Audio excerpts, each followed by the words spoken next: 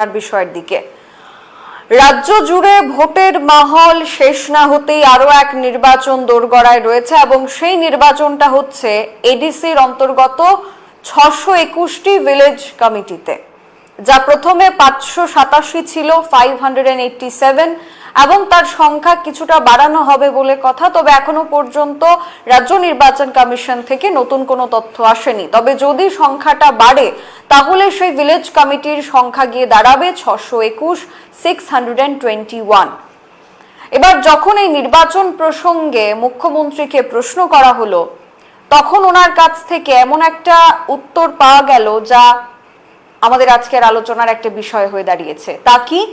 তা হচ্ছে এই যে গত এডিসির নির্বাচনে, এডিসির সাধারণ নির্বাচনে প্রত্যেকটি কনস্টিটুয়েন্সিতে, প্রত্যেকটি 28টি যে কনস্টিটুয়েন্সি রয়েছে সেখানে যে পোস্টাল ব্যালটের ভোট এর গণনা প্রথম দফায় হয়েছিল, সেই প্রত্যেক কেন্দ্রে পোস্টাল ব্যালটের যে ভোট তা প্রায় বলতে পারি আমরা 90% মথার দিকে ছিল বা অন্য কোনো রাজনৈতিক দলের দিকে ছিল, শাসক দলের কাছে সেটা ছিল না।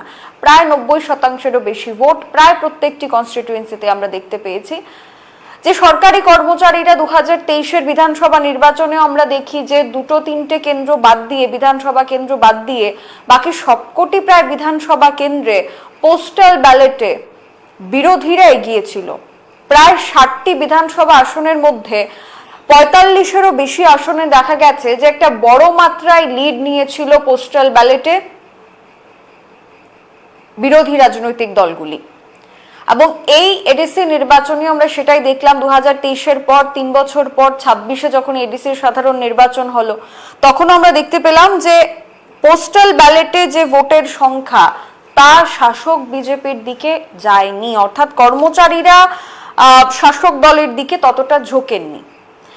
এবং এটা নিয়ে আমরা দেখতে পাচ্ছি যে ইতিমধ্যে দাঁড়িয়ে মুখ্যমন্ত্রীর একটা বয়ান সামনে এলো, যেখানে মুখ্যমন্ত্রী বলছেন যে কর্মচারীদের নিয়ে তারা অনেকটা চিন্তিত রয়েছেন এবং সেই চিন্তার কারণ কি? সেই চিন্তার কারণ হচ্ছে ভোট ব্যাংক। প্রত্যেকটি রাজ্যে বা বিভিন্ন জায়গায় ভোট ব্যাংক হিসাবে নির্দিষ্ট কিছু লোকেদেরকে ভোট ব্যাংক হিসাবে ধরা হয়। সেটা হচ্ছে দরিদ্র সীমার নিচে যারা বসবাস করছেন বা নিম্ন মধ্যবিত্ত শ্রেণীর মানুষ, তারা কোন দিকে ঝুঁকছেন, কর্মচারী অংশের যারা মানুষরা আছেন তারা কোন দিকে ঝুঁকছেন, যুবরা কোন দিকে ঝুঁকছে, মহিলাদের ভোট ব্যাংক কাদের কাছে রয়েছে। তো বিভিন্ন জায়গায় বিভিন্ন ভোট ব্যাংক সেখানে কাজ করে এবং বিশেষ করে এই যে কর্মচারীদের ভোট ব্যাংক, সেটা তো গুরুত্বপূর্ণভাবে একটা বড় ভোট ব্যাংক হিসাবে যারা রাজনৈতিক দলগুলি রয়েছে বা বিভিন্ন সরকার রয়েছে তারা কিন্তু তাদেরকে ব্যবহার করে।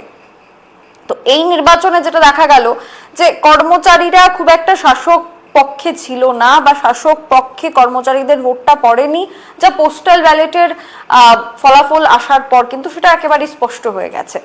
এবং তারপর মুখ্যমন্ত্রীর যে বক্তব্যটা সামনে এলো, মুখ্যমন্ত্রী বললেন যে এই কর্মচারীদের নিয়ে একটু চিন্তায় তিনি রয়েছেন, কর্মচারীদের ভোট নিয়ে বিবেচনা করাটা উচিত এবং এটা নিয়ে পরবর্তী সময় সেটা বিশ্লেষণও হবে। এবং সেটা নিয়ে আমরা কথা বলছিলাম যে রাজ্য সরকার যে পরিমাণ মহার্ঘ ভাতা প্রদান করছে বা 2018 সালে বিজেপি আসার আগে যে অষ্টম বেতন কমিশনের বিষয় নিয়ে কথা বলছিল, সপ্তম পে কমিশনের বিষয় নিয়ে তারা যে কথা বলছিল বা ডিএ বাড়িয়ে দেওয়ার বিষয় নিয়ে যে কথা হয়েছে, সেই সমস্ত প্রতিশ্রুতি পূরণ না হওয়ার ফলস্বরূপ কি পরপর বড় নির্বাচনগুলি, বিধানসভা নির্বাচন বা সেখানে এডিসির নির্বাচন, সেই প্রত্যেকটা পরপর নির্বাচনে কর্মচারীদের যে সমর্থন সেটা কোথাও একটা পাচ্ছে না বিজেপি। এবং মুখ্যমন্ত্রী সরাসরি কিন্তু দেখা গেছে যে তিনি কর্মচারী অংশের মানুষদেরকেই তার জন্য দায়ী করলেন যে বিজেপির সাথে কর্মচারী অংশের মানুষরা খুব একটা নেই এবং সেটা একটা চিন্তার কারণ। নিশ্চয়ই ভোট ব্যাংকের জন্য তো এটা চিন্তার কারণ।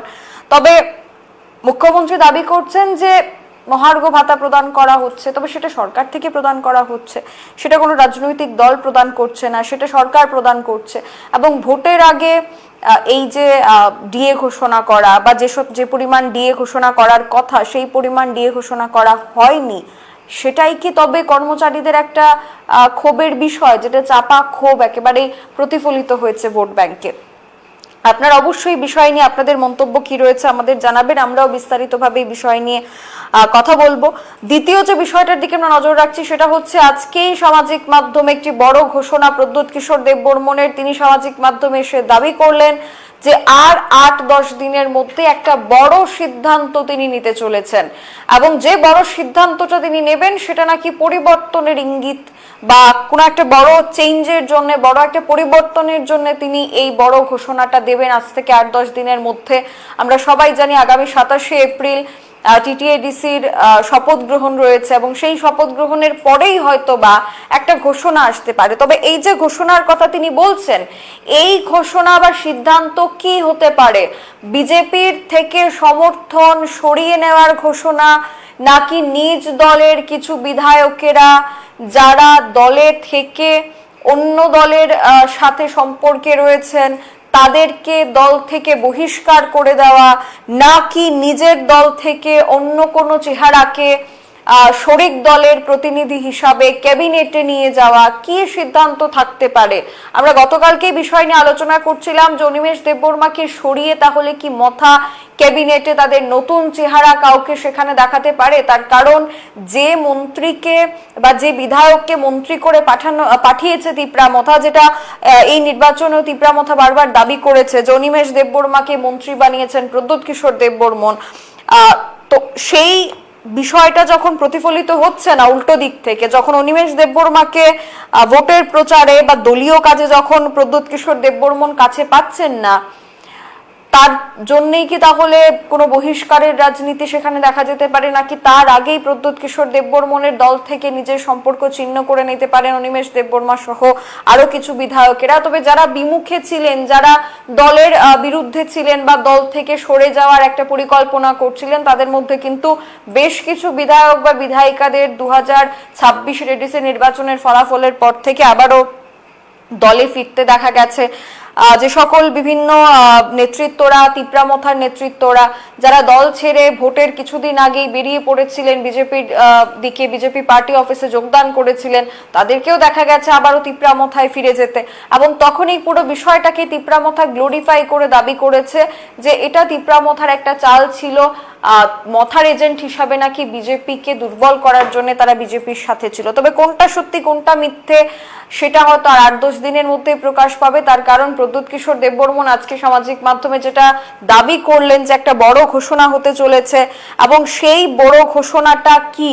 সেই বড় ঘোষণাটা তাহলে কি বিজেপির কাছ থেকে সমর্থন সরিয়ে নেওয়ার ঘোষণা, নাকি বিজেপিকে চাপে ফেলে হয়তো বা আরো বেশ কয়েকটি ক্যাবিনেটের আসন মথা পেয়েছে বা পেতে পারে, বা যারা এখন মন্ত্রিত্বে রয়েছেন তাদেরকে হয়তো সরিয়ে দেওয়ার পরিকল্পনা হতে পারে? আপনারা ইতিমধ্যেই জানেন যে বেশ কিছু রাজ্যে নির্বাচনের মাহুলের মধ্যে রাজ্যসভায় 7 জন সাংসদ, বিরোধী সাংসদরা তারা কিন্তু অপারেশন লোটাসের মাধ্যমে বিজেপিতে চলে গেছেন। তো সেই একইভাবে অপারেশন লোটাস ত্রিপুরাতেও তাহলে কি আবারও হতে যাচ্ছে, এবং সেই অপারেশন লোটাসের টার্গেট তিপ্রামথা হয়েছে। এর আগে আমরা দেখেছি এডিসি নির্বাচনের আগেও সেই অপারেশন লোটাসের মাধ্যমে আমরা দেখতে পেয়েছি যে বেশ কিছু এমডিসি বা জয়ী এমডিসি বা তিপ্রামথার প্রথম সারির নেতৃত্বরা তাদেরকে বিজেপিতে যেতে দেখা গেছে। যদিও বা দল পরিবর্তনের খেলাটা ভোটের আগে হয়, সেটা খুবই স্বাভাবিক। তবে প্রদ্যোৎ কিশোর দেববর্মন কি বড় ঘোষণা দেবেন সেটাই অপেক্ষার। তার কারণ এখানে যা কিছু হতে পারে, যে সম্ভাবনাটা রয়েছে সেটা 50-50 হতে পারে। অর্থাৎ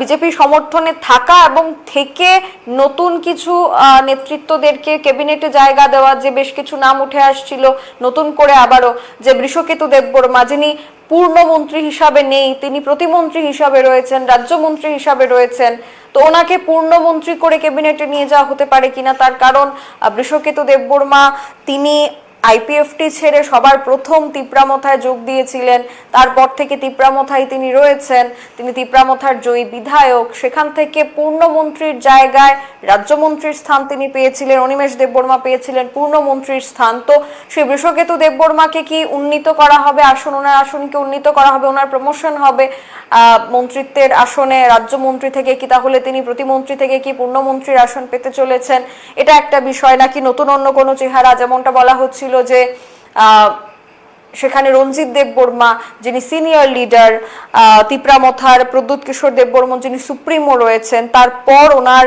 সেখানে আধিপত্য রয়েছে তিপ্রামথায়, তো ওনাকে কি নতুন করে জায়গা করে দেওয়া হবে কিনা, এবং যদি এই শরিক দল হিসাবে তাদের যদি এই ঘোষণা না হয়ে থাকে তাহলে হয়তো অন্য ঘোষণা কি হতে পারে, যে নিজের দলে যারা থেকে অন্য দলের সাথে রয়েছেন বা অন্য দলের কাজ করছেন ভেতরে ভেতরে, বা অন্য দলের হয়ে সেখানে নিজেদেরকে গুটিয়ে রেখেছেন তিপ্রামথার বিভিন্ন প্রচার প্রসার থেকে, তাদেরকে তারা দলে রাখবেন কিনা সেই সিদ্ধান্তে কি কোনো বড় পরিবর্তন আসতে চলেছে, নাকি বিজেপির সাথে যে সম্পূর্ণ জোট সেই জোট ভাঙার মুখে দাঁড়িয়ে আছে। তার কারণ আমরা যদি তিপ্রাসা অ্যাকর্ড নিয়েও কথা বলি, এই যে তিপ্রাসা অ্যাকর্ড হয়েছিল 2024-এর লোকসভা নির্বাচনের আগে, তার প্রায় 2 বছর হয়ে গেছে। তো 2 বছর ধরে যে তিপ্রাসা অ্যাকর্ডে প্রদ্যুৎ কিশোর দেববর্মন সই করেছেন, অনিমেষ দেববর্মারও সই রয়েছে, তাতে ভারত সরকার, ত্রিপুরা সরকার এবং তিপ্রামথা মিলে এই চুক্তিটা করেছে, এবং এই চুক্তির মধ্যে কিন্তু পরিষ্কারভাবে উল্লেখ ছিল যে তিপ্রামথা কখনোই এই বিষয়গুলি নিয়ে সরাসরি আন্দোলন করতে পারবে না, তিপ্রামথা দল হিসাবে তারা আন্দোলন করতে পারবে না। তার কারণে আমরা দেখেছি কিছুদিন আগে যে বিভিন্ন ধর্মঘট ডাকা হয়েছিল, সড়কপথ বন্ধ ডাকা হয়েছিল, সেটা কিন্তু সিভিক সোসাইটির নামে একটা অন্য সংগঠনের আড়ালে, অন্য সংগঠনের নেতৃত্বে যদিও বা মথার বিধায়করাই ছিলেন, তো সেই সোসাইটির আড়ালে সেই বন্ধগুলি ডাকা হয়েছিল। তবে তিপ্রামথা সাংগঠনিকভাবে অফিসিয়ালভাবে কিন্তু সেই ধর্মঘট বা কোনো আন্দোলন করতে পারবে না, সেটা পরিষ্কারভাবে সেই অ্যাকর্ডে লেখা ছিল। এবং এই যে আন্দোলন তারা করতে পারছে না, তার জন্যই কি তাহলে এই অ্যাকর্ডটা তারা ভেঙে দেবেন? তার কারণ এই চুক্তি নিয়ে এর আগেও বহু কথা হয়েছে, মুখ্যমন্ত্রীর কাছ থেকে মুখ্যমন্ত্রী নিজেই দাবি করেছেন নির্বাচনের আগে যে তিপ্রামথা নাকি চুক্তি ভেঙেছে, চুক্তি লঙ্ঘন করেছে। বিজেপির বিরুদ্ধে আন্দোলন করা মানেই হচ্ছে চুক্তি লঙ্ঘন করা, বিজেপির বিরুদ্ধে বা বিজেপি পরিচালিত সরকারের বিরুদ্ধে আন্দোলন করা মানেই হচ্ছে চুক্তি ভঙ্গ করা। তো আদতে চুক্তিটা রয়েছে কিনা, তার কারণ একটা এলাহি কারবার আমরা দেখতে পেয়েছি যখন চুক্তি স্বাক্ষরিত হয়েছিল, এবং চুক্তি স্বাক্ষর করার কিছুদিনের মধ্যে একটা টিকিট দেওয়া হয় প্রদ্যুৎ কিশোর দেববর্মনের বোনকে। তো বোঝা যাচ্ছিল যে সেটা গিভ এন্ড টেক একটা পলিসি ছিল, যে প্রদ্যুৎ কিশোর দেববর্মন এই পলিসি বা এই যে চুক্তি রয়েছে তাতে সই করবেন, তার বিনিময়ে টিকিটটা দেওয়া হবে প্রদ্যুৎ কিশোর দেববর্মনের পরিবারের সদস্যকে। তো এটা প্রথমবার কোথাও হয়েছে বা ত্রিপুরা রাজ্যে প্রথমবার বা রাজনৈতিক ইতিহাসে প্রথমবার তা কিন্তু নয়। এই ধরনের আমরা দেখতে পাই যে গিভ এন্ড টেক যে পলিসি, সেটা বিভিন্ন রাজনৈতিক দল বা বিভিন্ন নেতৃত্বদের মধ্যে সেটা দেখা যায়, প্রকাশ্যে যদিও বা সেটা কেউ স্বীকার করছেন না। তার মধ্যে দাঁড়িয়ে এখন যে সিদ্ধান্তটা প্রদ্যুৎ কিশোর দেববর্মন নেবেন, সেই সিদ্ধান্তটার উপর তাহলে কি নির্ভর করবে 2028-এর বিধানসভা নির্বাচন? তার কারণ এডিসির নির্বাচন যখন শেষ হলো, তারপর তিপ্রামথার কাছে একটা ক্লিয়ার ভিশন রয়েছে, বা তিপ্রামথার কাছে একটা পরিষ্কার ছবি রয়েছে যে কত শতাংশ ভোট এডিসিতে মথার কাছে রয়েছে। তার কারণ একটা সময় দাঁড়িয়ে এই যে পুরো এডিসি, টিটিএডিসির যে 20টা এসটি সংরক্ষিত আসন বা ভিলেজ কাউন্সিলগুলি, বা এডিসির যে 30টি আসন রয়েছে, জেনারেল কনস্টিটিউয়েন্সি রয়েছে, এই সবকটা কিন্তু সিপিআইএম এর দখলে ছিল, বামফ্রন্টের দখলে ছিল। গণমুক্তি পরিষদ, RSP, forward block, CPI, CPIM তাদের দখলে, অর্থাৎ গোটা বামফ্রন্টের দখলে কিন্তু বিগত বহু দশক ধরে এই এডিসির যে নিয়ন্ত্রণ সেটা বামফ্রন্টের হাতে ছিল, এবং এই এডিসির নিয়ন্ত্রণ বা এডিসির উপর ভর করেই বামফ্রন্ট বারবার কিন্তু সেখানে জয়ী হচ্ছিল ত্রিপুরায়।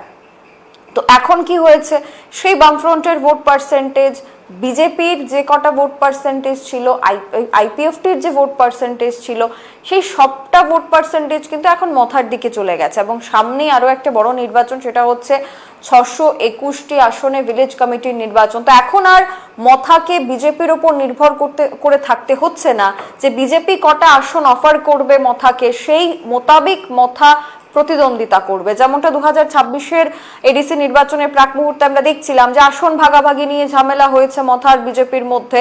বিজেপি মথাকে 10-এর বেশি আসন দিতে চায়নি, মথা প্রায় 18টি আসন চেয়েছিল।